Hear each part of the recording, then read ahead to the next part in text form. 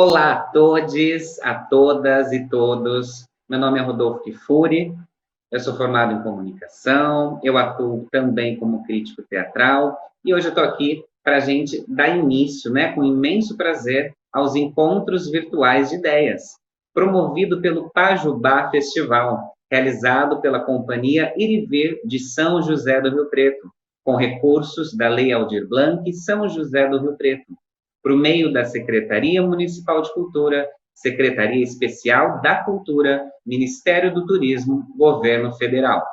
A categoria Drama Queer pretende visibilizar a escrita de autores de obras literárias com temática LGBTQIA+.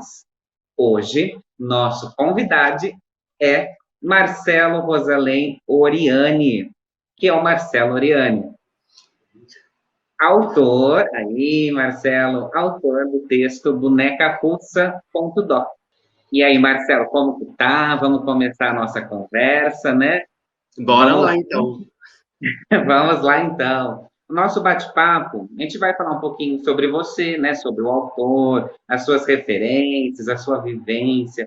Eu acho que é importante a gente trazer um antes da obra, né? Assim, como que se deu essa escrita, por quais influências, por quais caminhos você foi tomando até ela, né? Como que deu realmente essa escrita. E aí a gente fala um pouco da obra em si, do recorte do Boneca Russa, né? Falando, vou apontar algumas observações que eu fiz, você traz toda a sua vivência, e no fim eu acho que cabe muitos assuntos além da obra, né? O que ela traz a partir dela, as suas ações aí nas formas de vida, não só nas formas do discurso.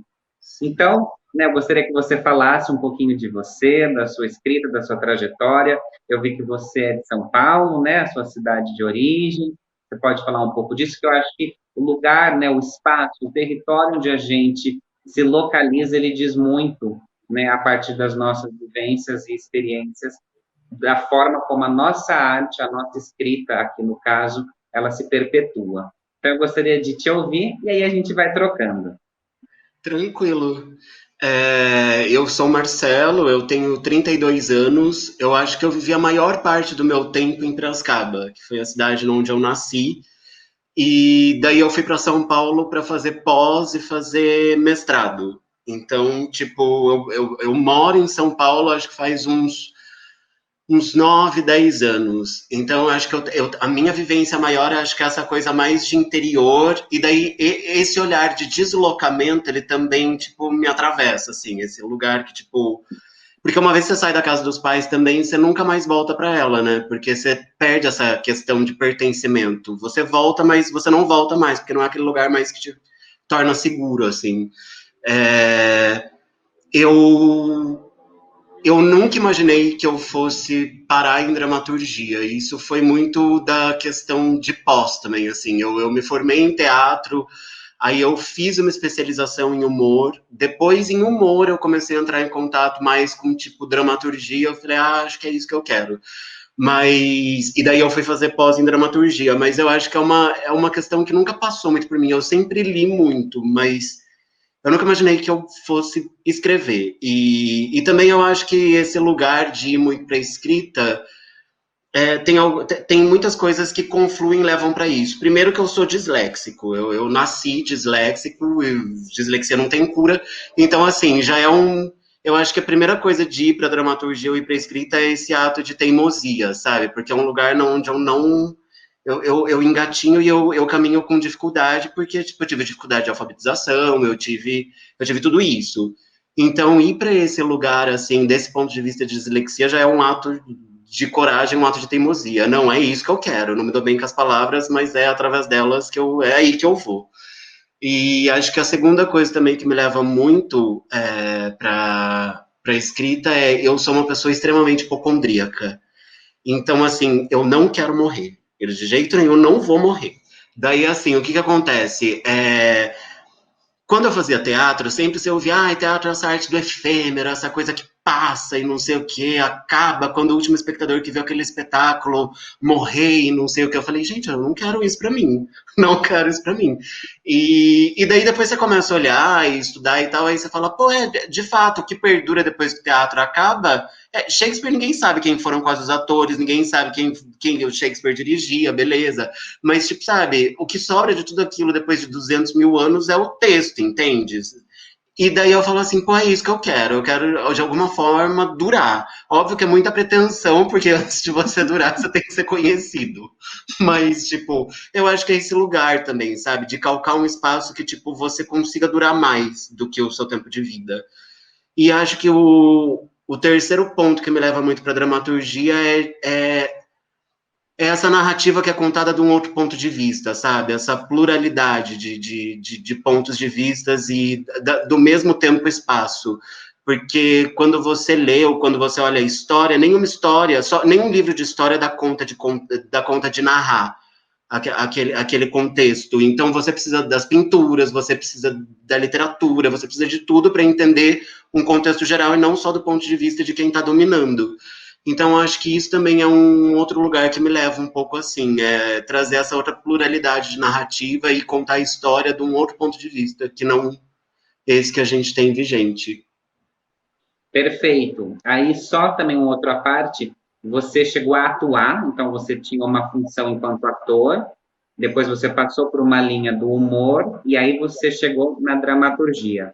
Esse Sim. texto do necarussa.doc é o primeiro, é o segundo, na sua cronologia de produção textual? Eu tenho muito poucos textos, assim. Esse texto, tipo, na verdade, ele faz parte de uma suposta trilogia que só tem duas partes ainda. Que eu comecei, na verdade, essa pesquisa sobre violência contra pessoas LGBTQIA+, com uma peça chamada Hacking, que é uma peça que fala... O recorte da peça é homofobia, e eu não ia escrever sobre, eu só escrevi porque um amigo próximo morreu de homofobia, e daí aquilo começou a ficar um pouco, sabe, tipo, incomodando dentro, assim, você fala, preciso fazer alguma coisa com isso não se resolve com terapia, ou, tipo, isso não resolve com textão no Facebook. É de alguma outra forma e é tocando também no social, sabe, não é só nessa bolha egóica sua, assim. E daí eu comecei a fazer essa pesquisa mais forte, assim, tipo, em cima da homofobia, e surgiu esse texto que foi contemplado pelo PROAC. E na época que a gente começou a rodar, nesse texto especificamente eu era ator. E daí também eu falei assim, não quero mais atuar. Porque é, porque, assim, primeiro porque a gente corria contra o tempo para fazer o edital, e daí tava difícil, tipo, essa coisa de agenda de ator e disponibilidade para viajar, porque a gente viajava, então era mais uma dor de cabeça, tipo, pro produtor e tal. Eu falei assim, em último caso, eu me predisponho a atuar e tal. Mas eu, enquanto ator, prefiro atuar no texto dos outros, que daí eu estrago um texto que não é o meu. Não, mas não tô dizendo que com isso o meu texto seja ótimo. Mas, mas eu acho que vem muito disso, assim, e também é um outro tipo de exposição. A escrita também é um tipo de exposição, mas a escrita é um tipo de exposição mais racional. O ator ainda, às vezes, você está exposto de uma maneira que você não controla. É, então eu acho que atuando me trouxe esse lugar, essa zona de desconforto que talvez eu não quisesse muito habitar, embora escrevendo crise atrás de crise também. Mas daí, quando a gente estava em cartaz com essa peça, começou a ter umas coisas em São Paulo que era uma gangue majoritariamente composta por bichas que elas batiam em travestis da Augusta. E daí isso começou a me incomodar um pouco, assim, também. Eu falo assim, gente, a gente não tá falando só para pessoas cisgêneras ou heterossexuais e tal, tal. Então eu falei assim, eu não tô falando só desse meu recorte, ainda dentro do meu recorte, que é a homofobia, eu falei assim, ainda eu tenho uma visibilidade muito maior do que talvez qualquer outra sigla, sabe? Dentro dessa sopinha de letras que a gente é. E daí eu falei assim, bom, então acho que tá me incomodando, quero fazer alguma coisa a respeito disso e tal. E daí eu comecei uma pesquisa que foi na onde, tipo, eu virei pra galera, com a qual eu tava escrevendo esse primeiro texto, falei, ó, tô levantando material para pesquisa para um outro texto. E era na época que tava muito em voga também essa coisa do kit gay. Eu falei assim, talvez possa existir uma trilogia, eu queria que ela chamasse kit gay. e daí a segunda a gente trabalha sobre a violência contra pessoas trans, e numa terceira, que tipo, ainda não tem nada, sobre a violência contra lésbicas, que é o estupro corretivo, que também teve casos em São Paulo, tipo, recentemente, coisa de 2 anos e tal. Mas foi meio que isso, assim, esse recorte, acho que ele foi vindo, não foi uma coisa que eu escolhi racionalmente. Então, foi uma coisa, assim, que foi indo.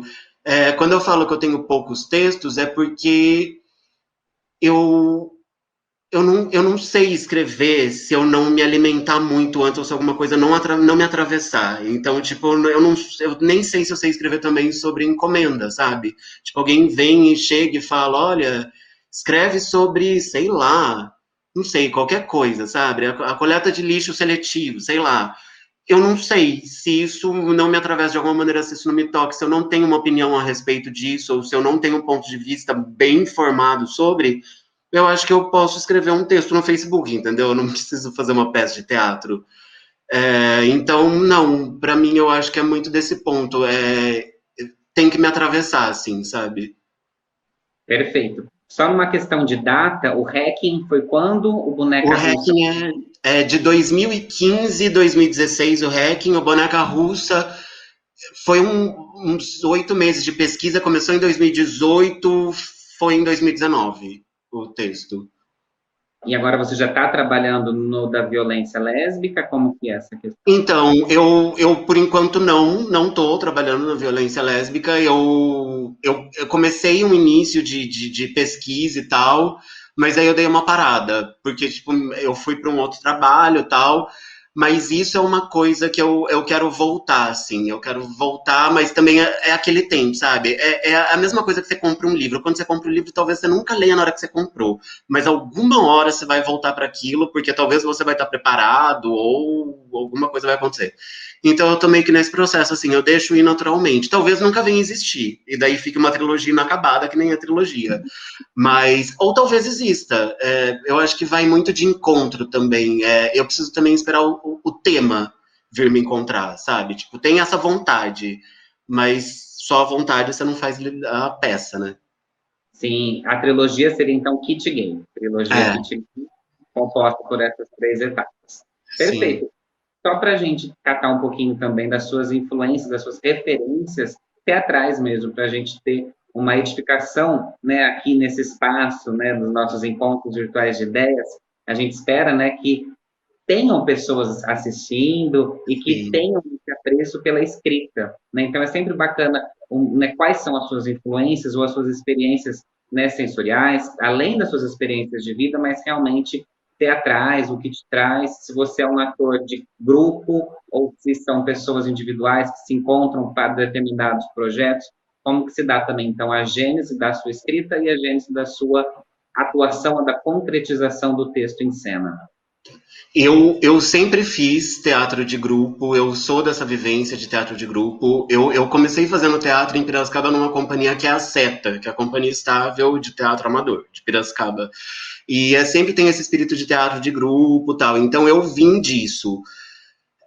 Inclusive, tô nisso até hoje, assim, só que eu não tenho mais um grupo fixo. Então, são trabalhos diversos com grupos diversos, assim.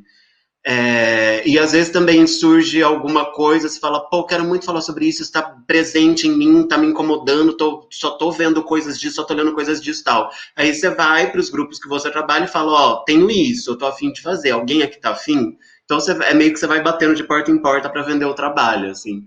Mas eu sempre vim desse local de grupo e eu acho que isso é muito importante, principalmente para trabalhar essa questão de ego, assim, porque quando você tá nesse lugar de teatro, e principalmente eu venho de um lugar que quando eu fui fazer pós, assim, e quando eu fui estudar teatro em São Paulo, não sei o quê, tem esse lugar muito de tipo, o famoso você não sabe com quem você está falando, ou é que eu me formei de não sei aonde, eu vim da escola fulano de tal, eu fiz não sei o que lá em Londres. Enfim, mas tipo, você vê que na prática essa pessoa não consegue trazer da onde que ela veio, o que que ela faz, entende? Por isso que eu tenho mais facilidade de lidar com pessoas de grupo, justamente porque elas são mais desprendidas do ego. Porque é isso. E eu acho que a gente tem que entender também que teatro é uma arte muito colaborativa. E a dramaturgia também passa por isso. Não é porque eu finalizei um texto e escrevi que esse texto, tipo, ele tá acabado e vocês vão fazer do jeito que eu escrevi. Porque se fosse assim, eu escreveria literatura, entendeu? Que daí quando eu publiquei, ninguém mais mexe nisso. A partir do momento que eu opto, ou faço essa escolha, ou me escolheram para escrever para teatro, eu concluo que quando eu finalizei o meu texto não está acabado, porque vai passar por outras pessoas que vão trazer outras camadas sobre esse texto ou vão me problematizar questões que eu não tinha pensado. Tanto que isso é uma coisa que passa muito.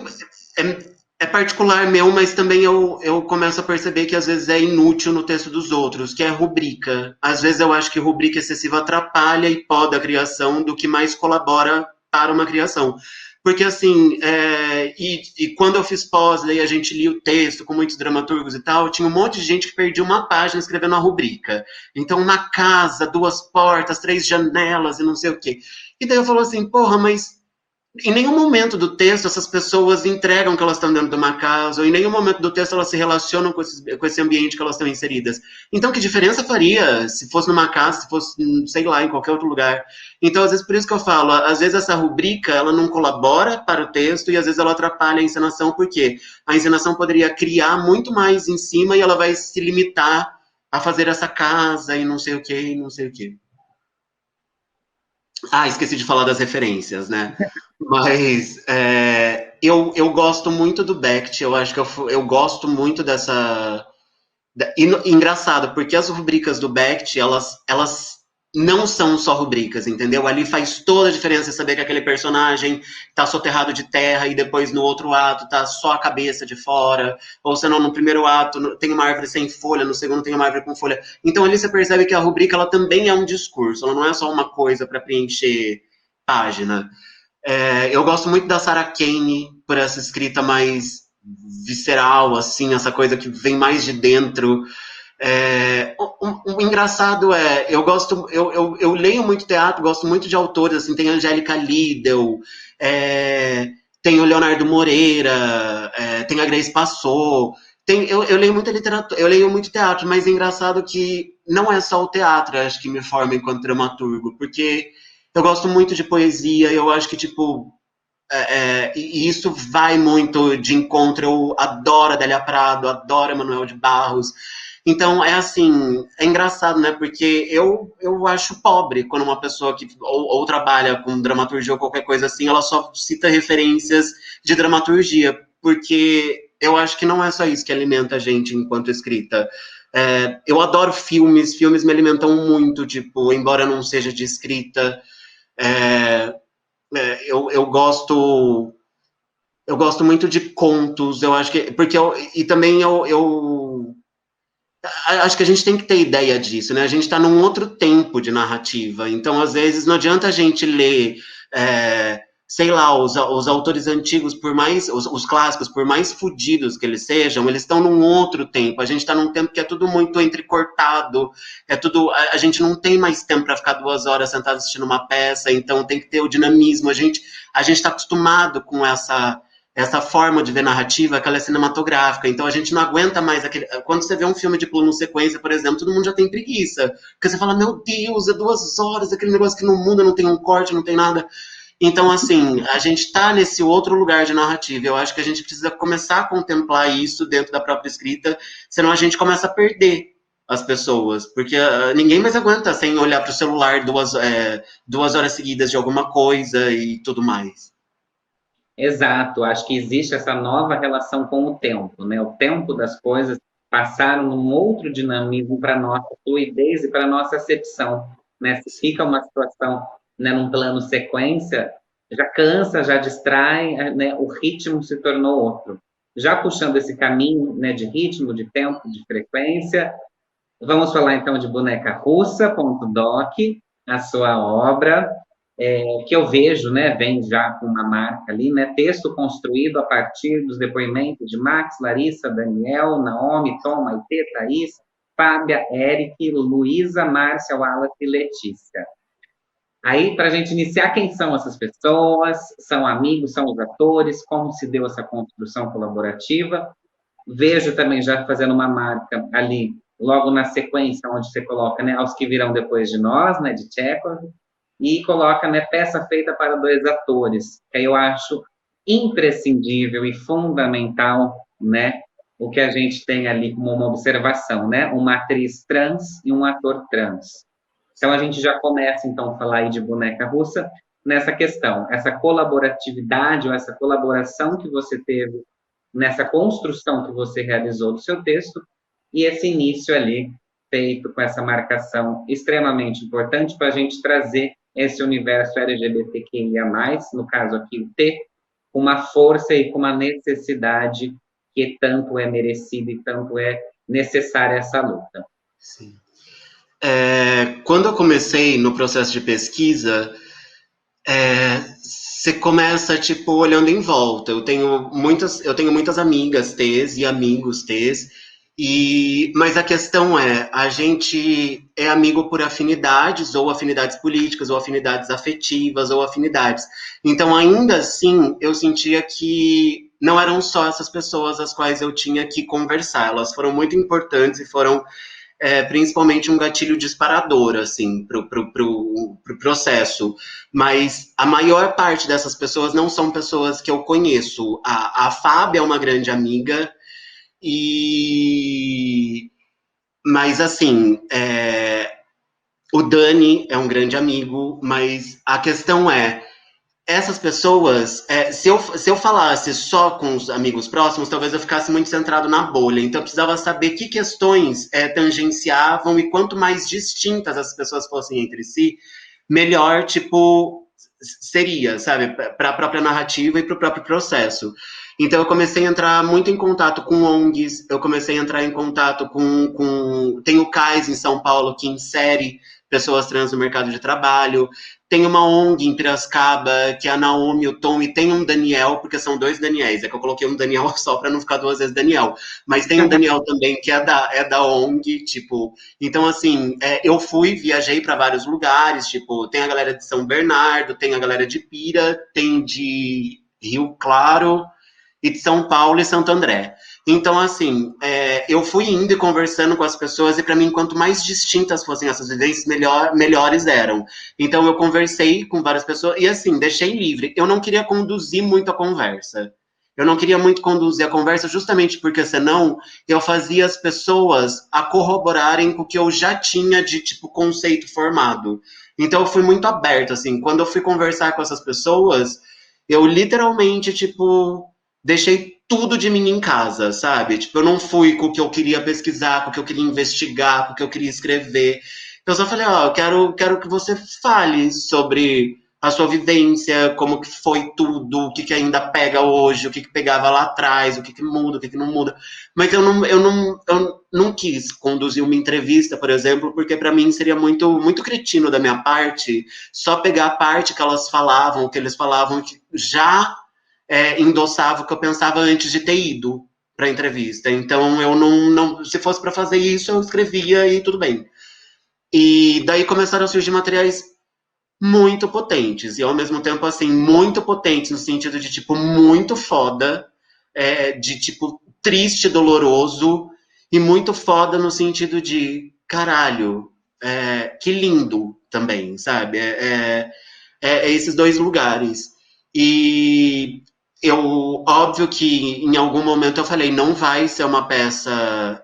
Ponto doc justamente porque é doc de Word, doc porque é um documentário também. Mas ao mesmo tempo, eu falei, não vai ser uma peça que eu vou trazer e você vai virar uma persona, ou vai ser um teatro documentário, daí você vai ter o seu nome em cena, não sei o quê.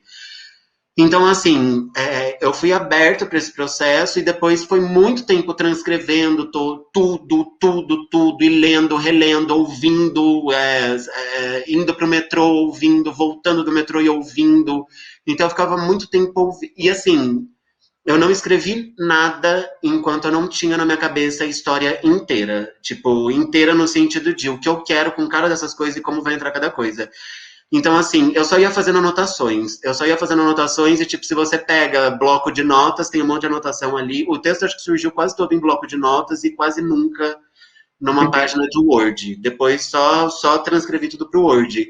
E daí, quando ia para o Word, tipo, que daí você ia transcrever, antes disso, na hora de transcrever os relatos das pessoas, o texto parecia um arco-íris, assim, porque você pegava a página de Word e tinha uma coisa grifada de rosa, uma coisa grifada de azul, uma coisa grifada de vermelha. Aí a rosa era muito foda, a azul era boa, aí a amarela era, talvez não seja muito importante, tipo, dentro da narrativa, seja muito pessoal. Então era, sabe, então você ia olhando tudo aquilo, aí depois você ia. E muitas pessoas, embora elas não se conhecessem, elas tangenciavam a mesma coisa, sabe? E daí eu falo, gente, que louco isso. Então, eu acho que foi muito isso. Esse processo de texto, ele foi muito de gabinete, assim. Foi um processo de texto que eu escrevi, embora tenha esse lugar de ir para o campo, pesquisar com essas pessoas e tal, ele foi muito um texto escrito e, óbvio, reescrito muitas vezes, porque, tipo, cada vez que eu escrevia alguma coisa, eu mandava para 5 pessoas. Aí mandava para não sei quem. E sempre pessoas T's, tipo, porque não me interessava muito o olhar das pessoas cis nesse momento. Porque, assim, embora eu acho que o público-alvo desse texto não sejam pessoas T's, eu acho que sejam pessoas cis, justamente porque eu acho que transfobia é a mesma coisa quando chegam pra gente perguntar como que você lida com a homofobia ou qualquer coisa. Eu falei, eu não lido com a homofobia. Quem lida é a pessoa que é homofóbica. Eu não tenho que lidar com a homofobia, não joga esse problema pra mim. Então, acho que quando você fala também de transfobia, meu público-alvo, meu perfil de público-alvo, geralmente são as pessoas cis. Embora, e isso é muito triste, não só cisgêneros heterossexuais, não, e também as pessoas cis do meio LGBT, porque quando você pega a notícia, por exemplo, que tem uma gangue de bichas que batem em travestis na Augusta, tipo, aí você fala, bom, então esse também é meu público-alvo, talvez não seja majoritariamente, mas também é. Mas é engraçado, por mais que a escrita seja essa coisa de gabinete, eu considero um processo meio colaborativo, porque justamente era o feedback e o olhar do outro que me fazia voltar para o texto e reescrever, reelaborar e fazer. Então, mas eu gosto muito também do processo colaborativo, é que esse não rolou dessa maneira. Ótimo, eu acho que toda essa sua explicação, acho que ela favorece, ela fomenta pessoas que estão interessadas em começar uma escrita. E esse é um segundo ponto que eu ia pontuar aqui, sobre como é, né, assim, pela demanda dos depoimentos que você teve, fazer o recorte dentro da sua intenção de peça, né? E aí você mesmo já falou que você fez uma escala, né? Dentro desses recortes você foi escalando, né? Isso é muito foda, isso é menos, isso pode ser uma outra peça, e foi vendo pontos de confluência no todo, né? O macro, acho que dos relatos te traz um ponto de confluência comum, né, nessas narrativas.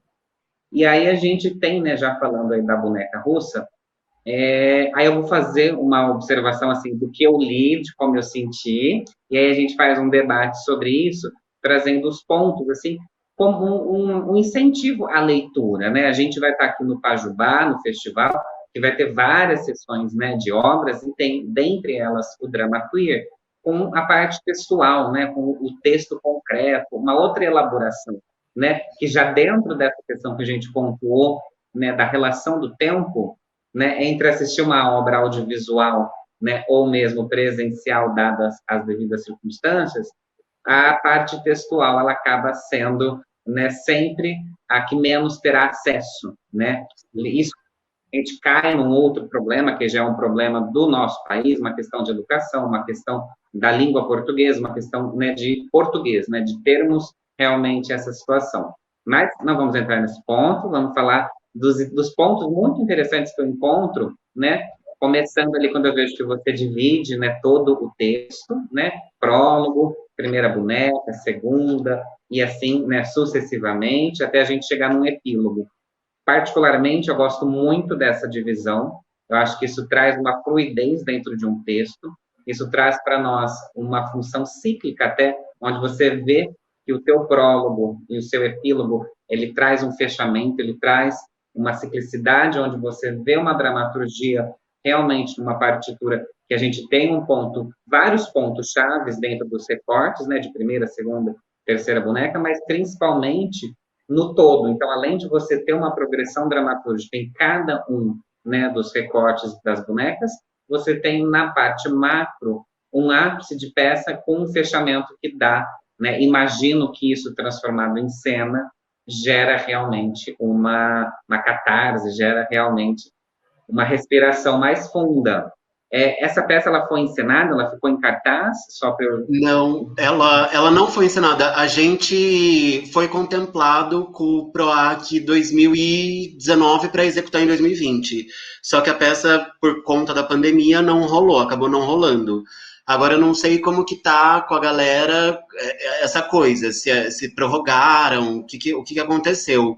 Mas é muito legal, tipo, você falar isso, por exemplo, porque durante muito tempo vem muito essa problemática, né? Tipo, durante muito tempo, e quando eu fazia pós, vinha muito isso, que, mas isso é dramaturgia, mas isso não é dramaturgia, e não por conta, tipo, da boneca russa, que a boneca russa eu já fiz fora da pós, mas essa coisa desse hibridismo de linguagens e gêneros literários e tal, então ficava muito nessa questão do tipo, mas tempo, espaço, não sei o que, a gente já tá num outro lugar, mas ainda vem essa coisa quando você lê aquilo, você fala, meu Deus, não sei como que isso vai pra cena, não sei se isso é dramaturgia ou não.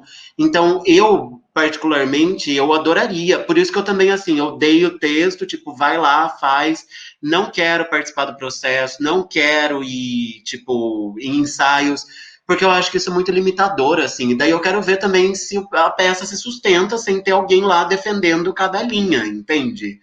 Então é isso, não quero estar junto para ficar legendando. Eu acho que se o texto é explicativo por si só, já tá ótimo. Montem do jeito que quiser. Cortem o que quiser, acrescentem o que quiser. Porque é isso, não tem como você ter muito controle. Senão eu seria o ator, eu seria o diretor, eu seria o que vai iluminar, eu seria o que vai fazer o cenário figurino. Não sou, gente. Não sou Denise Stoklos, não sou Charlie Chaplin. É Mas eu isso. acho incrível essa sua abdicação, né, do ego, porque realmente é um texto, é um primor, assim. Sinceramente, eu gostei muito, né? Daqui a pouco eu trago as referências que eu imaginei quando você coloca dois atores, né, trans, né, mas eu imagino já no cenário como essa relação se dá. Mas principalmente quando a gente escreve, eu escrevo também algumas coisas, a gente tem a nossa versão, né? O que a gente imagina daquilo. E quando você fala, né, que você não quer nem participar, né, desse processo de encenação, acho que dá essa liberdade aos atores e ao diretor ou diretora que assumir, eu acho que isso é muito lindo, e esse é um trabalho, um exercício a se fazer aos dramaturgos, que normalmente a gente costuma ver, né, a dramaturgia e direção da mesma pessoa, né, assim, a gente tem vários casos nesse sentido, e eu acho muito bacana também você apontar dessa forma. Mas assim, aí Mas é porque, Rodolfo, eu acho que se a gente ficar em sala de ensaio, e eu acho que nesse ponto de vista você entende porque você também escreve, a gente só vai ficar sofrendo. E, tipo, só vai fazer mal pra gente. E depois você vai criar indisposição com pessoas que talvez nunca mais vão te chamar para trabalhar, e você precisa desse dinheiro depois. Então, eu acho que, assim, querendo ou não, eu não por isso que por um lado é um desprendimento, mas por outro também é evitar sofrimento. Eu não tenho dinheiro para pagar terapia, entendeu? Então, assim, é aquela coisa, eu não quero um sofrimento depois que eu não sei lidar. Porque, querendo ou não, e acho que a gente também tem que parar de levar o texto muito a sério, que é como se o texto fosse a verdade absoluta. O texto não é a verdade absoluta, sabe? Dramaturgos não são deuses, dramaturgos erram, muitas vezes, inclusive. Tipo, sabe, a questão é muito bom você ver quando alguém erra, essa pessoa não tem argumento. Mas o dramaturgo é alguém que erra e tem argumento. Então, tipo, fica pior ainda convencer ele do erro dele. Mas eu acho que é isso. Tá na sala de ensaio, vai ficar um embate de ideias e argumentos e teorias que não vão para a prática. Tipo, o teatro não é feito de teoria. Se fosse para fazer teoria, a gente fazia um TCC. Então, assim, quando você vai para a cena, não tem, tipo, teoria. Não adianta na sala de ensaio eu ver lá que eu fiquei brigando com o diretor e com o ator, vomitando 5.000 referências e teorias, sendo que na cena, quando o público vai, isso não toca, isso não chega, entendeu? Aí eu vou ter que estar lá junto com o público explicando tudo que eu expliquei na sala de trabalho. Não vou, por isso que eu falo, acho que o texto que se sustenta na sala de ensaio sem mim, tá ótimo. Faz o que quiser depois disso. perfeito, eu acho que isso também é um investimento, né, de uma outra forma. Eu acho que o dramaturgo realmente não é um deus, ele propõe ali um texto que não é um texto também acabado, né? Acho que as influências, as colaborações após as encenações, talvez quando o próprio dramaturgo assista, no fim de temporada, ele vê que realmente aquilo cresceu, porque a vida que o palco traz, o dinamismo, o que funciona, o que não funciona, né? Está muito além de somente o que o dramaturgo posiciona ou intenciona por meio das palavras. E aí, falando de palavras, eu acho que você faz elucubrações maravilhosas. Tem situações, claro, que aí passa a ser uma interpretação minha, mas eu tenho ali na primeira boneca, né, já convidando a todos para fazer a leitura, uma repetição, né, você repete 5 vezes a palavra coisa, coisa, coisa, coisa, coisa, coisa. Eu acho isso muito forte quando a gente traz a figura, né? Assim, já imaginava que teríamos uma conversa sobre corpus teus, quando a gente traz essa questão da coisa, quando a gente não define o humano, ou quando a gente chama de figura ou corpus, né? Acho que essa forma de identificação inicial, né? Que eu acho que as palavras, a gente tem que ir no detalhe. Eu acho que um bom texto ele é permeado, né, de significativos, de significâncias ali enraizada em subtextos. Acho que, claro, que foi um trabalho que você teve de subtexto, de toda uma linguagem como você cria, mas eu acho que são detalhes, né? Eu não vou, né, não é uma crítica literária, mas são apontamentos, né, afetivos. O que me pegou, eu acho que essa repetição do coisa, eu acho que isso é muito, para mim, soa muito forte. Eu acho que as narrativas, quando existe o diálogo de mãe e filha, né, ela vem num crescente, né, onde você fala que anos de silêncio não são recuperados em minutos de conversas. Eu acho que essas escritas, quando você faz um contraste, quando você joga um contraponto, isso pega, né? Isso é forte, isso acaba sendo uma estratégia literária, né? Aí eu gostaria de ouvir de você como isso se dá, se foi numa poética ou se foi realmente aquele texto pensado, lido, relido, trabalhado, feito as métricas, feito essas comparações de anos de silêncio, minutos de conversa, repetição de palavra que traz todo um outro debate. Como que foi esse começo?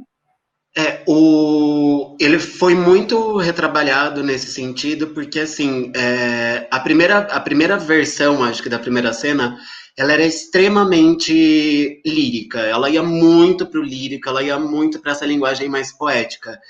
E daí eu comecei.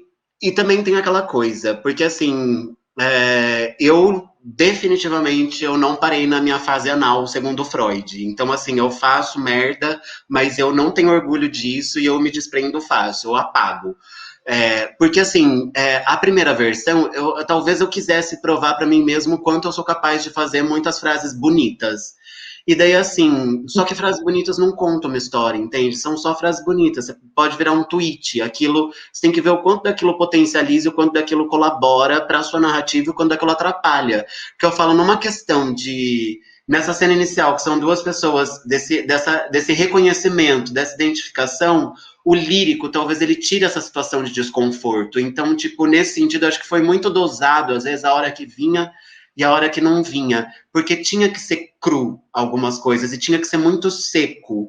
Então, quando era extremamente lírico, era super bonito. Eu falo, olha como eu sou capaz de escrever uma frase super bonita. Mas eu falo assim, daí, o que isso colabora para a narrativa? E isso também tem muito a ver com deixar parado, porque eu não gosto, é sempre essa sensação, quando você acaba, eu odeio escrever, já começa por aí, eu acho que escrever é um ato de sofrimento, assim, é um ato que você está o tempo todo à prova se você vai ser capaz de fazer ou se você não vai ser capaz de fazer. Eu sou uma pessoa extremamente ansiosa, eu tenho transtorno de ansiedade, então, assim, qualquer situação potencializa demais a minha ansiedade. Então, essa coisa de não saber, sabe, se você dá conta, porque assim, no campo das ideias, enquanto você está imaginando a história, você fala, tudo é perfeito, porque no campo das. Você não executou, então é perfeito isso. Agora, quando você começa para a prática, que você olha aquela página em branco, aí você escreve e você fala, não é isso. Aí não é aquilo. Aí você fala, bom, vamos dar um enter, vamos para a próxima cena. Aí você vai deixando aqueles restos inacabados lá para cima, aí você deixa para você do futuro saber o que você faz com aquilo. Mas você sabe que alguma hora você vai ter que voltar, então já gera uma ansiedade. Então, escrever esse ato meio horrível pra mim, eu odeio. Mas depois que você acaba e isso te contempla, aí eu falo, eu amei ter escrito, mas amar escrever, não amo. E eu acho que passa muito disso. As primeiras versões, você escrevia ali uma frase, gostava, deixava. Eu sempre deixo um tempo. Aí eu volto daqui uma semana, eu volto daqui 2 semanas, e eu tenho que ter esse distanciamento daquilo que eu escrevi, porque logo depois que eu escrevi, eu acho perfeito. É daqui uma semana, daqui 2 semanas, quando você já nem é mais você, que daí você volta para aquilo e lê aquilo como se não fosse seu, daí você fala, isso não é bom. E eu achava bom. Isso é ruim.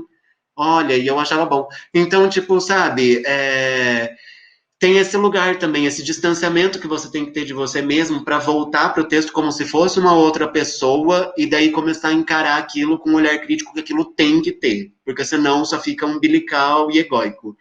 Então, assim, foi muito. No começo, eu acho que eu queria escrever muito para provar mesmo. Olha, eu sou capaz de fazer essas frases bonitinhas. Depois, eliminei todas, porque eu já provei que eu podia escrever as frases bonitinhas.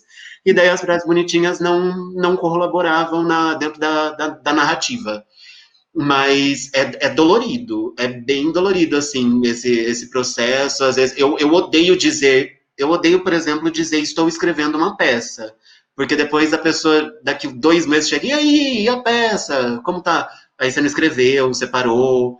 Então eu odeio esse processo porque, tipo, é meio que explicitar o seu fracasso. Então eu sempre vou ali, às escondidas, aí na hora que tá pronto, falo, escrevi isso. Porque você nunca sabe quando você vai dar conta ou não. E, tipo, você não sabe também responder o que faz isso dar conta, o que não faz dar conta. Não sei mesmo. E eu tenho muito esse tempo também. Eu não gosto de deixar também muito tempo se passar, porque daí talvez o tema ele venha com menos impacto sobre mim. Então eu talvez já não me sinta movido, sabe, por ele.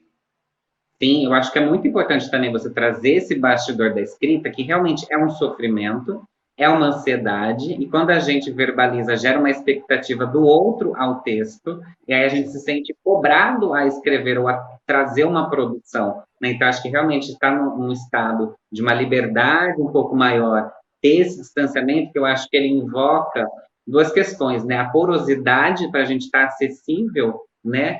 E a impermanência do texto, né? A gente Sim. escreveu aquilo naquele momento era perfeito, mas a gente tendo essa noção da impermanência e da porosidade, com o distanciamento e com a nossa evolução, né? Daqui 2 semanas somos outras pessoas, sem deixar de ser quem éramos, acho que isso traz realmente um vigor.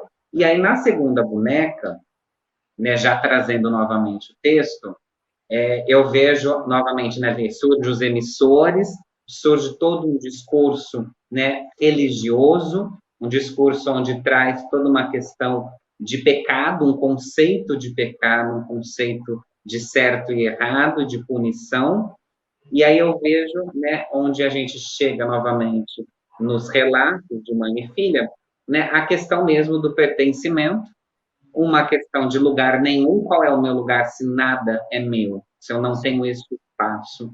E é onde a gente entra nessa questão, né, de espaço, território, como que se dá essa abordagem, já trazendo, então, a característica T e a característica identitária, né? E aí eu trago uma frase que eu achei que me toca também, que depois a gente traz isso no final para trabalhar o além da obra, que é eu vou ser normal um dia.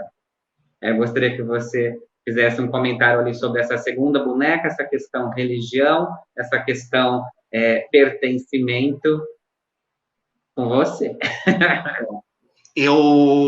Quando eu comecei, tipo, esse negócio de pesquisa, e daí uma das coisas que eu falava, que eu queria entender quantas passagens tem na Bíblia e por que a igreja condena pessoas teus? Porque eu queria entender, eu entendo, tipo, dos gays e me citam 20 mil vezes, eu cresci formado por essas citações.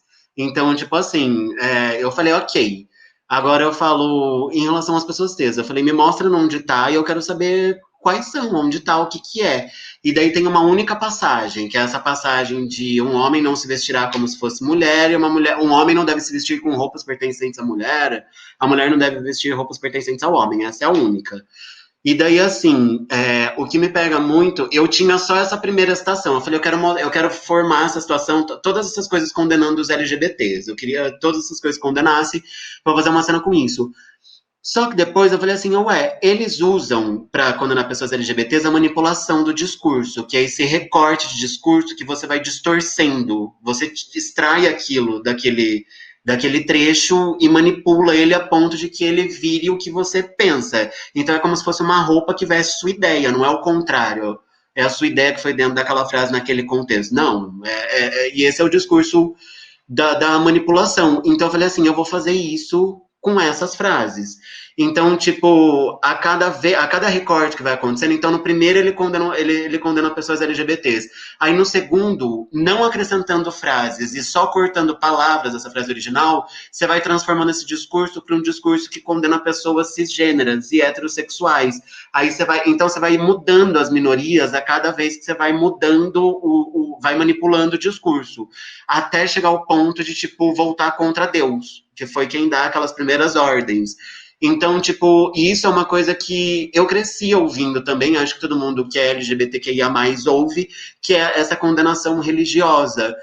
E é uma condenação extremamente, tipo, fora de contexto, né? Porque se você for olhar no mesmo contexto que fala que você não pode, sei lá, dar seu cu, você não pode comer crustáceo, você não pode usar roupa de algodão. Então, tipo, você fala, então é uma coisa que ela sai extremamente fora do contexto, só é conveniente para te condenar, porque ninguém obedece nada do resto, mas aquilo serve porque adequa a ideia que a pessoa tem.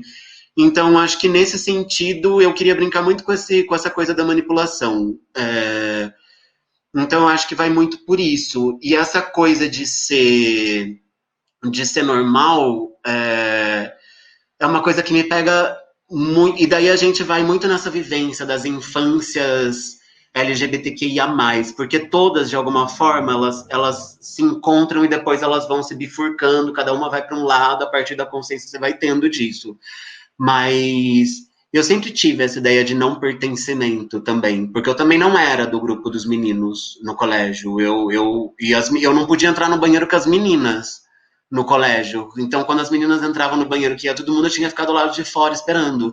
Na educação física, eu tinha que jogar futebol porque as meninas elas iam para ginástica olímpica. Então, assim, como eu era só amigo das meninas, não era amigo dos meninos, eu era aquele que era o último a ser escolhido no time, e ainda o time que me pegava ficava com ódio, porque eu sabia que ia perder. Porque, tipo, eu não ia correr atrás da bola, eu ia correr da bola, entendeu? O lado que a bola tava, eu tava do lado oposto. Eu não queria brincar daquilo, eu não queria. Então, eu acho que essa coisa de ser normal, e na infância é muito mais cruel, porque é na infância que você tem essa primeira ideia de pertencimento ou não pertencimento. E quando isso te é posto ou te é tirado na infância, é muito difícil você recuperar mais pra frente. Porque e depois aí a gente vê, né? Porque eu acho que a cafonice chegou no governo, e daí a gente vê aquela coisa de menino usando azul e menino usando rosa. Eu vim desse lugar, e eu sei o quanto me fez mal esse lugar. Eu era da época que a minha mãe levava no barbeiro e falava corta que nem homem.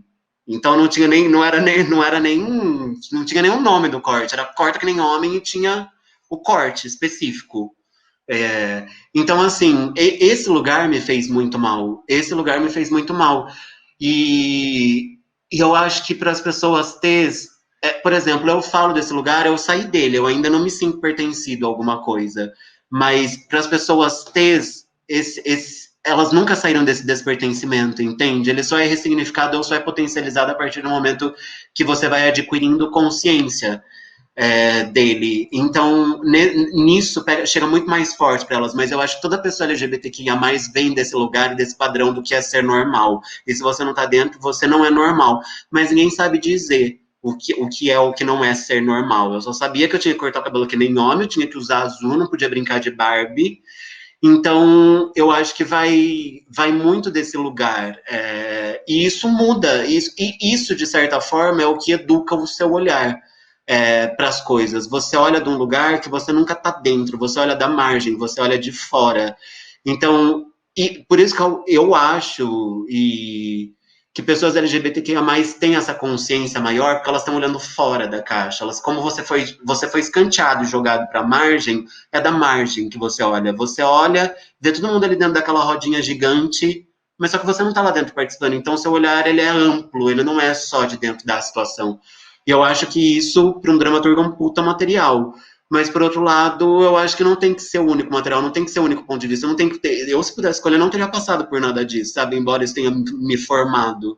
Porque, de certa forma, me trouxe muitos traumas também, que até hoje eu não sei nem se eu vou conseguir viver sem, sabe? Ao mesmo tempo que é maravilhoso e é formador, ao mesmo tempo eu acho que as pessoas têm que aprender a existir sem terem passado por isso. E elas conseguem escrever e pensarem de fora e amplo, pensarem grande sem passar por isso.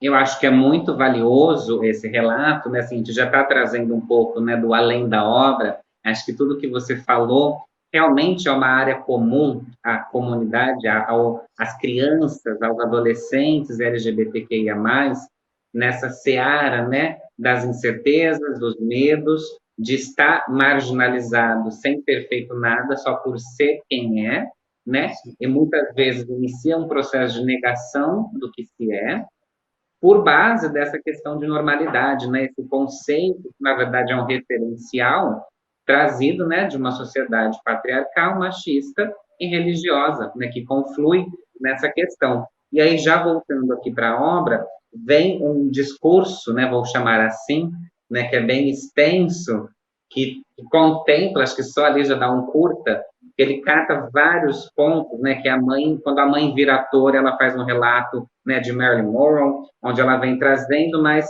é um ponto que sintetiza um pouco disso que a gente trocou, é onde fala, né, senta que nem mulher, fala que nem mulher, se veste que nem mulher, anda que nem mulher. E o oposto, né, fala como homem, senta como homem, acho que isso permeia, né, esse crescimento, né, da comunidade LGBTQIA+, onde se exige, né, como você disse, essa cafonice onde a gente vive hoje governamentalmente falando, meninos azul, meninas rosa, né? Então a gente reduz, né, de uma forma brutal, de uma forma realmente culposa, assim, é muito doloroso, né, a gente ver. Mas aí seguindo, né, chega num ponto que eu já acho que já é um recurso literário quando você traz uma musicalidade, né, onde a gente tem, né, o Nemequitepá, um pouco mais à frente a gente vai ter a letra Franklin, onde você pontua. Eu achei muito bacana que, assim, na partitura geral, eu vejo que dá um respiro, né, traz um lirismo, traz uma poética de uma existência, de uma lembrança, né? Eu queria que você comentasse também desse percurso, né, de recursos, de formas como você foi usando, né, realmente são dois atores, duas atrizes, né, vai ser um ator e uma atriz, mas fazendo diversos personagens, né, assumindo diversas tônicas e utilizando-se aí alguns recursos, que daí a gente já avança, né, já mais para um momento ali onde a gente chega nas vozes dissonantes, né? Então, assim, só apontar essa questão dos recursos, que foi essa musicalidade, esse revezamento, né? Esse jogo de falas versus personagem. O revezamento, eu acho que ele surgiu primeiro que quando você começa a olhar para os materiais e começa já a decidir o que entra, o que não entra, para depois reorganizar dentro da estrutura, o que eu tinha muito de estrutura quando eu estava com os depoimentos eu queria trabalhar o mito do filho pródigo. E daí eu trabalhei o mito do filho pródigo numa filha trans, que é a filha que volta para casa depois de muito tempo. Então eu tinha esse disparador, retrabalhar o mito do filho pródigo. A minha cena inicial, ela é continuação da cena final. Vou cuidar, atenção, spoilers, do filme A Pele que Habito. O meu start inicial, embora A Pele que Habito trabalhe outras questões que não são diretamente a transgeneridade, mas, tipo, a minha cena inicial, ela é praticamente o final, de onde acaba o filme eu continuo e vou para um outro lugar, porque é ali, daquela cena que eu peguei e surgiu a ideia de fazer essa peça. Eu falei, quero trabalhar o mito do filho pródigo, porque tem tudo a ver e tal, não sei o quê.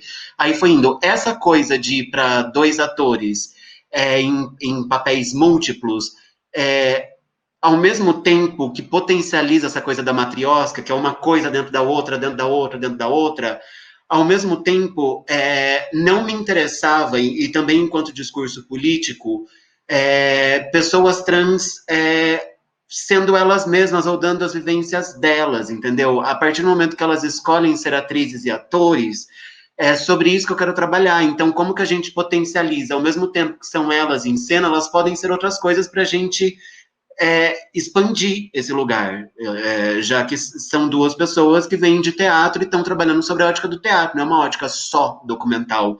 Então, não há essa obrigação de serem elas o tempo todo. Isso permeia, mas eu quero ver elas em papéis outros, que não elas mesmas. E tem tudo a ver também com essa coisa de transição. O tempo todo você está transitando. Então você está sendo uma coisa, depois você volta para outra. E eu queria ver essas duas pessoas em discursos que não fossem confortáveis para elas também. Então, o tempo todo você oscila o discurso, esse discurso da vítima e do algoz, sabe? Então é importante ter essas duas pessoas equilibradas e não só uma, como os discursos muito de vítima e só o outro personagem como discurso de algoz. É importante ter esse lugar de quem tá dominando, quem domina e oscilar. É, sobre as músicas, embora eu não escreva musicais, porque eu não escrevo musicais, tipo, eu sou péssimo, não tenho ritmo, não sei cantar, inclusive, mas minha escrita ela sempre tem isso. Eu tô ouvindo sempre uma música no repeat. E daí, querendo ou não, o ritmo da música começa a entrar dentro do ritmo do texto. Não é musical isso, mas tem a ver com trazer um ritmo. De tanto que você tá levando tá ouvindo aquela música no repeat pela centésima vez, aquilo começa a vir no ritmo do texto. Então essas repetições funcionam como refrão dentro da própria estrutura, ou tipo, e vai indo para outros lugares, mas não é, não é a ideia de transformar no musical, porque eu sou péssimo de ritmo, mas eu acabo sendo influenciado pelo ritmo porque eu vou ouvindo muita música, e eu sou de ouvir muita música. No Menequitepá, especificamente, é essa coisa de que tem coisas que a gente só consegue dizer pela música e não mais pela palavra. Então, tinha aquela coisa, eu venho dos anos 90, então sabe aquela coisa cafona quando você gosta de alguém e tipo, ai, manda música pra pessoa. Eu tenho até hoje, né? Tipo, manda música pra pessoa porque essa música diz tudo que eu quero dizer e não consigo. Então é isso, é isso. Ali eram duas pessoas que, tipo, não têm intimidade pra fazer uma declaração de amor, mas no campo da música elas estão pedindo o contrário do que elas estão dizendo no discurso, porque é uma filha que foi embora e volta. Então na música ela fala, não me deixe mais, não me abandone, tipo, fica aqui comigo. Então é uma declaração de amor às avessas. Pela música elas se declaram, mas pelo diálogo elas estão no ponto completamente contrário que essa zona que não é nem íntima e nem desconhecida, é um estranho íntimo, sabe? Perfeito. E aí a gente chega no Vozes Dissonantes, onde eu acho que é o momento para trazer todo um factual, né? A forma textual te permite trazer um factual, né? Inclusive dá para atualizar essa parte do texto de acordo com o tempo encenado. Aconteceu um fato ali, morreu mais uma travesti, mais um corpo trans. Como isso vai se dando, acho que dá para ser alimentado. Foi pensado nisso ou o Vozes Dissonantes entrou aqui como, né, um ponto para trazer toda aquela carga, talvez relatada pelos comentários, né, pela colaboratividade que você teve, ou também teve essa atenção a uma atemporalidade textual? Foi pensado nessa coisa de atemporalidade mesmo. Inclusive, é um texto que tem vários lugares no texto que dá esse lugar para colocar coisas tipo. Eu não queria que ficasse um texto datado, e é incrível, porque o mais triste é isso, né? Você faz uma coisa e você tem ideia que isso não vai ficar crônico tão cedo. Porque, por um lado, é ótimo quando o texto fica crônico, você fala, ai, não se discute mais isso, não se fala mais disso. Porra, mas o texto é o quê? De 2018 para 2019, coloca aí 2019. A gente tá em 2021 e a gente ainda tá com o texto, sabe, pulsante, vivo. Ao mesmo tempo que é legal porque o texto não saiu de moda, por outro lado é horrível, porque a temática é horrível, entende? Então não sair de moda sendo isso, ou ainda ser atual, se tratando do que se trata, é horrível. É horrível. Gostaria que algum dia, tipo, isso ficasse crônico, sabe? Falar, não se discute mais, não é mais assim, agora tudo mudou. Tipo, como era, sei lá, o Gianfrancesco Guarnieri, eles não usam black tie, entende? Mas eu não, é triste quando você olha e vê que não. Mas sim, o texto foi pensado para ter essas inserções, para criar essa temporalidade e trazer coisas novas. E quando vem esse discurso, principalmente de vozes dissonantes, é como a gente pode ser transfóbico na linguagem, sem a gente perceber, porque querendo ou não, quando a gente endossa essa ideia de original, ou verdadeiro, ou não sei o que, querendo ou não, a gente está padronizando também. E de certa forma, esse discurso ele vaza. Por mais que esteja falando de uma Havaiana, só as originais, esse discurso de verdadeiro, falso, correto, não correto, essa dicotomia ela vai vazando para outros comportamentos e outras searas, sabe? Tipo, da vida. Então, acho que, querendo ou não, tem essa coisa que a gente tenta desconstruir o tempo todo de padronização, não sei o que, ela também está ali na publicidade, ela também está nos outros discursos e na linguagem, de uma forma talvez que a gente não consiga nem perceber, mas a gente endossa, e talvez a gente nem tenha consciência, óbvio que eu acho que não tem, mas está ali, de novo, essa ideia de original, falsificado, essa ideia de certo e errado, essa ideia de pode, não pode. Então, tipo, vaza para outros lugares. E daí a gente está sendo, de certa forma, também transfóbico quando a gente endossa esse discurso. E foi mais ou menos é uma cena para mim que eu acho muito violenta, principalmente quando você pega, você dá a morte ali, tipo, é uma pessoa trans morreu, não sei o quê. Amo muito tudo isso. Então, tipo, parece que você vê essa sociedade dialogando e ao mesmo tempo, tipo, não tá. Cada um tá falando do seu lugar. Sim, acho que isso é muito importante, né? Esse resultado da sociedade que a mídia reforça e perpetua ideias que realmente segregam, né? Quando você acaba definindo, né? O verdadeiro, eu amo muito isso, aquilo, acho que o oposto daquilo estaria totalmente incorreto ou seria totalmente anormal, né? Onde a gente faz um paralelo com todo esse discurso T. E aí você traz uma nova camada quando entram os vizinhos, né? Acho que vem uma nova elaboração. Dentro dessa nova elaboração, uma das frases ali que eu pontuei, que ela serve, né, para várias questões, foi a violência foi o único tipo de amor, né, que você conheceu.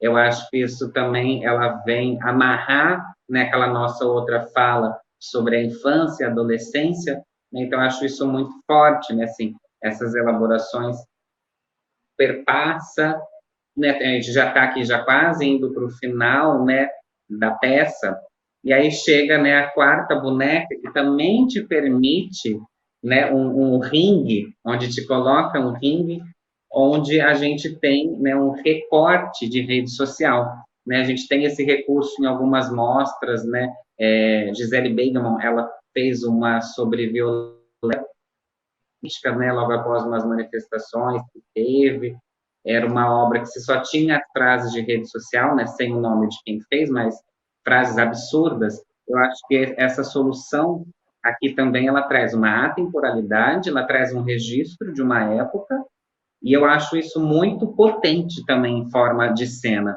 Isso aqui, essa parte aqui desse ringue, foi pensada realmente no diálogo, ou quando você fez, você também imaginou outras formas de elaboração cênica, ou aqui foi não, textual, texto batido.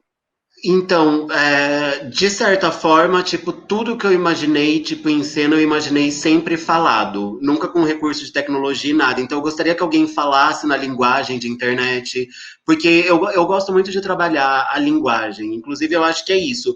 Eu sempre tenho uma história, mas essa história sempre está a serviço da linguagem. Para mim, me interessa trabalhar a linguagem. Óbvio que é a serviço de contar uma história, mas é sempre como contar.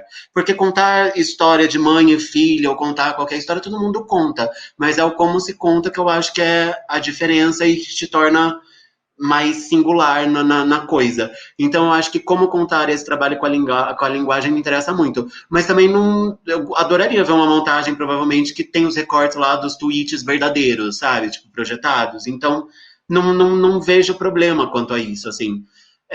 Mas quando eu escrevo, eu imagino, eu adoro essa coisa de alguém falando em linguagem de internet, tipo, kkkk, sabe, sei lá, não sei o que, carinha, não sei o que. Então eu adoro essa linguagem, mas não elimino outras maneiras de se montar isso, não. E essa coisa da linguagem do ring de box também é muito isso, é como contar uma coisa violenta de forma, talvez, que potencialize a violência ou traga um lugar de estranhamento dentro da violência.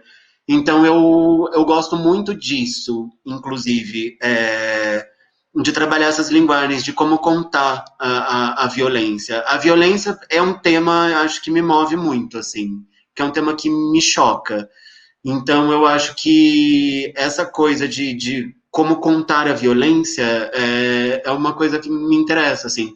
Eu lembro que eu estava num processo sobre a Segunda Guerra Mundial, assim, e tinham relatos de mulheres que mataram nazistas na Segunda Guerra Mundial e tal. E daí tinha uma cena de estupro, e daí era a minha maior dificuldade. Eu falo assim, gente, qualquer coisa que a gente for fazer de estupro vai ficar muito falso. Em cena é muito falso. E eu falo assim, não chega na potência que tem que chegar. O relato já é potente. Eu falo assim, qualquer coisa que a gente faça em cima disso vai ficar péssimo, né? E daí, acho que essa era a maior dificuldade. Até um dia que eu não sei o que eu estava fazendo, aí a televisão estava ligada numa narração de futebol. E daí o relato veio por uma narração de futebol. Como era a Segunda Guerra Mundial, então era o alemão corre atrás da russa, a russa corre para não sei aonde. Então, e foi do nada mesmo também. Mas eu falei, é isso, porque é isso. A gente fala de duas nacionalidades, porque é isso que é a guerra. A gente traz um recorte que talvez seja machista, porque futebol ainda é um lugar predominantemente masculino e tal. Eu falei assim, é isso. Mas foi do nada também. Isso não foi uma coisa que, nossa, foi super assim, elaborei. Mas acaba sendo um recurso muito bacana, eu acho que você demarca isso, né? A forma como contar. Então, a gente tem lá vozes dissonantes, com toda aquela lucubração midiática, vamos colocar assim. Aí a gente tem o ringue, né, com mais uma outra forma de narração. E aí a gente chega na quinta boneca, uma nova forma de contagem, que é a forma como um GPS, né? Então, acho que a gente consegue ter, inclusive, um paralelo ou um diálogo de formas de se contar por meio da sua obra. E aqui a gente chega na Quinta Boneca com essa questão GPS e, ao mesmo tempo, mais para frente ali nessa Quinta Boneca, uma questão que eu acho que traz uma quimera, né? Onde você utiliza essa palavra, inclusive, onde a gente tem novamente uma sutilidade, onde a gente tem um afeto, seja ele rememorado ou seja ele projetado, né? Que a gente não consegue, fica uma instância suspensa, aonde foi esse afeto. Que aí o quinto, né, já está se encaminhando para a sexta boneca, e daí você já faz esses dois comentários em paralelo, que aí faz aquela questão assim, frente ao espelho, né? E aí é um momento que entra o espelho em si, e entra toda aquela questão de se reconhecer, né? Entra o reconhecimento, entra e você ainda faz um paralelo, né? Assim, né? O homem, o corpo masculino, o corpo feminino, e aí a gente tem um dos pontos que você pede um silêncio, né? Assim, um longo silêncio. O silêncio passa a ser uma forma de dizer muitas coisas, né? Tudo aquilo que a palavra não materializou, os silêncios eles preencheram. Então, eu gostaria que você fizesse um comentário sobre essa parte, já nos encaminhando para o quase epílogo que estamos. É muito louco você falar dessa coisa de silêncio como narrativa, porque isso foi uma das últimas versões do texto que eu, de fato, coloquei esse longo silêncio e trabalhei o silêncio como narrativa. Porque tinha uma cena que ela saiu, acho que nessa última versão, que é justamente por conta disso. Na hora do silêncio, tinha uma cena que ela era toda projetada. Então, eram como se fossem essas duas personagens, só que elas conversavam por pensamentos. Então, é tipo, você não vai falar nada? Mas eu tô falando. Não, você não tá falando. Você tá quieta. Não, então como que eu tô falando com você? Então, tipo, tinha todo esse rolê, assim. Só que ele era projetado. Então, esse silêncio chegava pro espectador, mas ele tava preenchido. E daí eu falei assim, não é isso ainda. Porque, de certa forma, eu não tô tendo coragem de deixar o público com esse silêncio. E, tipo, se ele tiver preenchido antes, e se ele tiver que ter... Se aconteceu alguma coisa antes, esse silêncio, ele não é vazio, ele é todo preenchido. E eu preciso que alguma coisa tenha acontecido antes para deixar o público em silêncio e isso não ser, o autor esqueceu o texto, sei lá, qualquer coisa assim. Então, aí eu eliminei, porque eu falei assim, eu acho que o silêncio é muito mais potente do que qualquer diálogo, por mais que ele não venha pelo verbo. E eu acho que é isso, é apostar no silêncio também como discurso narrativo, porque o silêncio é também um discurso narrativo. Essa coisa de utilizar diversos procedimentos narrativos ou diversos procedimentos, formas de se contar a história, ela vem muito... forma e conteúdo, elas estão muito associadas aí, porque eu propositalmente usei outras formas, eu adoro usar, mas aqui, especificamente, eu usei outras formas, porque na literatura elas têm o nome de gêneros literários, e como eu estou falando sobre gêneros o tempo todo, então foi uma escolha racional utilizar gêneros literários para se falar de gênero, mas é uma coisa que eu adoro fazer, não falando disso, mas aqui especificamente escolhi por causa disso. E é muito louco também, né, para ver o quanto isso potencializa e o quanto isso também despotencializa e joga você na contramão do que está sendo narrado, porque geralmente são quebras. O texto, a mãe e filha, quando eu estava escrevendo, eu chamava de fábula. E daí essas inserções performativas, que é o jogo do sim e do não, que é o ringue de boxe, ou que é qualquer outra coisa, elas me traziam, elas colocavam a narrativa num outro lugar, porque elas meio que rompiam a fábula, e quando voltava, a fábula já estava num outro lugar, e eu precisava disso para que não entrasse muito nessa novela mexicana, e ao mesmo tempo eu expandisse isso para fora do âmbito familiar e para fora do âmbito privado. Eu queria falar do público também. É como falar, tipo, de várias, eu também estou falando dessa, e como falar dessa, eu também estou falando de várias. Então tinha muito essa brincadeira de querer falar do público privado, e também justamente essa coisa de falar do privado, porque eu tinha uma coisa que eu chamava no texto que era corpo casa, que os atores eles estão dentro desse corpo casa, embora eles estejam dentro de uma casa falando sobre a peça, eles estão dentro de um corpo casa, como atores e como indivíduos também. Porque, como atores, porque eles estão abrigando, tipo, 100, 10 personagens, sei lá, 8, 6. Então, tipo, tem esse corpo casa também. E de vida, né? Perfeito. Aí a gente chega num ponto, logo após o longo silêncio, e fica ainda mais clara essa questão da marca sua de escrita, onde a nova forma de se contar uma história por meio da meteorologista.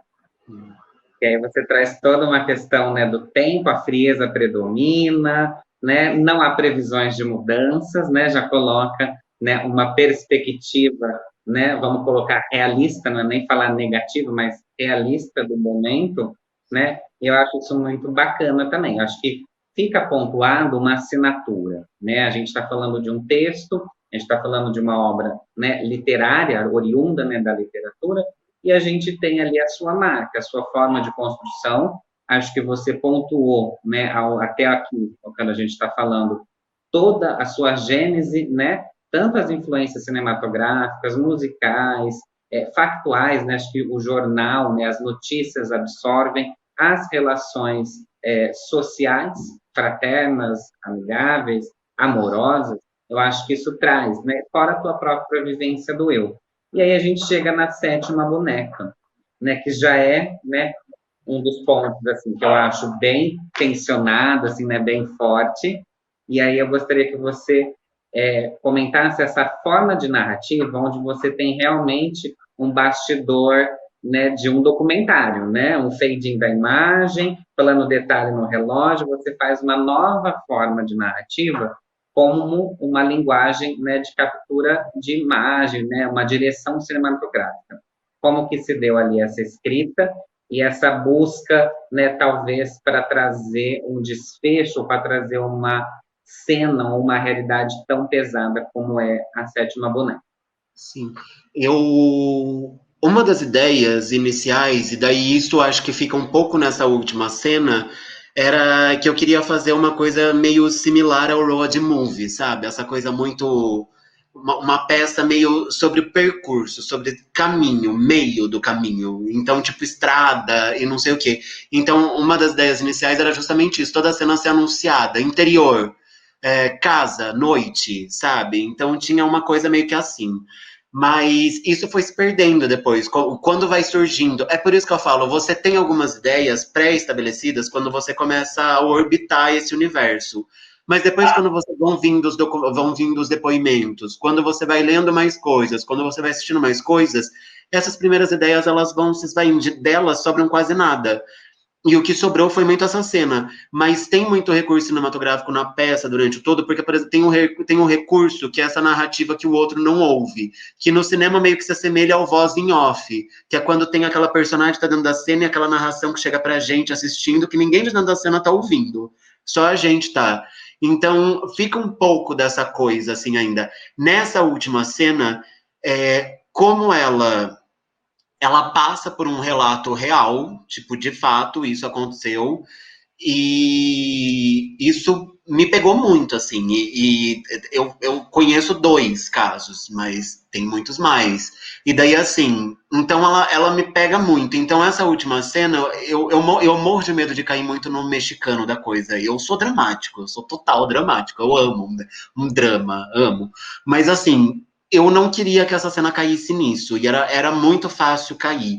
Então, eu precisava de um recurso que quebrasse e não fizesse as pessoas, por mais que o discurso já envolva elas emocionalmente, eu precisava que a forma não envolvesse. Então, tipo, essa coisa que vai e volto, vai e volto, vai e volto.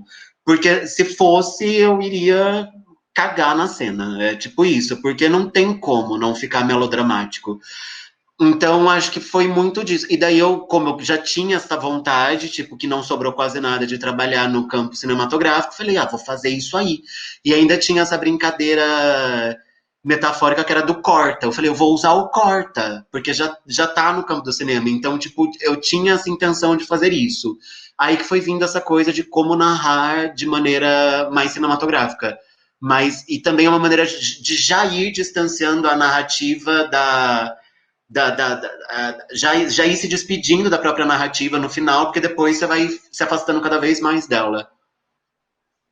Não, isso ficou assim muito bom, né? Parabéns. Na leitura textual fica extremamente objetivo, não cai no mexicano, não cai na usurpadora, não cai numa Graças Malévola. a Deus. Fica, fica extremamente forte e realmente esse jogo de palavras. Aí tem mais uma vez essa força. Que palavra? Corta. Né? Acho que até quando você coloca lá, plataforma de embarque, né? É um embarque para uma outra vida, para uma outra forma de vida, para as outras pessoas T's que existem, né?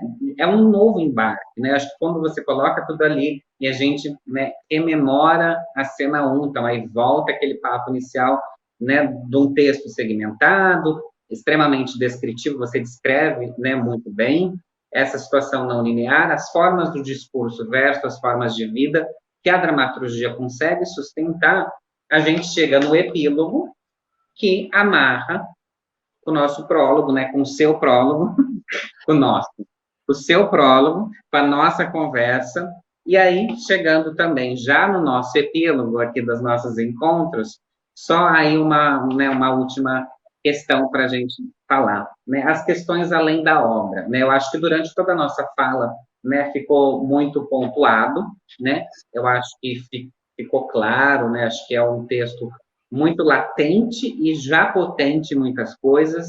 Então, eu recomendo que todos que vão ter acesso pelo Pajubá acessem, façam essa leitura, né? Desbrave cada item, assista o nosso vídeo antes ou depois da leitura, que a gente, né, fez uma decupagem aqui de alguns pontos, mas, resumidamente, eu acho que tem uma questão de um tempo, acho que o tempo ele é importante tanto dentro da história quanto da forma de narrativa, que aqui eu acho que a gente pode ter 2 tipos de público, né? O público que está lendo, né, por se interessar pela escrita e o público que está lendo por se interessar pela história, né? Então, eu acho que o tempo ele é importante para as 2 formas, né, de abordagem da leitura. Então, acho que o tempo, né, o tempo de se assumir, o tempo de falar, o tempo das memórias, o tempo do esquecimento, o tempo do que a gente vai lembrar, a questão da normalidade, né, que a gente também pontuou. Você faz 2 frases que eu acho que são extremamente importantes, né, dentro do texto, que é, ela não sabe todos os significados, todos os sinônimos para mulher. Então, assim, mulher, o T, né, a mulher trans é uma mulher, da mesma forma que não se sabe todos os sinônimos para homem, não se sabem todos os sinônimos para sexo, que você também utiliza. Então, eu acho isso muito forte, muito múltiplo, né, da gente. Fora isso, tem toda a problemática do texto, toda essa questão urgente, né, de se trazer. E como você falou, né? Certamente não será uma realidade que a previsão do tempo vai mudar, então acho que existe sim uma questão que se torna temporal. O texto, né, textualmente falando, ele permite essas adequações factuais também. E aí eu gostaria que você amarrasse, fizesse suas considerações finais e comentasse essa questão do além da obra, bem como da obra para além de si mesma. Então, em dramaturgia a gente tem uma coisa que é muito, a opinião do autor ou o que o autor quer com aquilo, geralmente se concentra em como ele finaliza o texto, ou como ele acaba.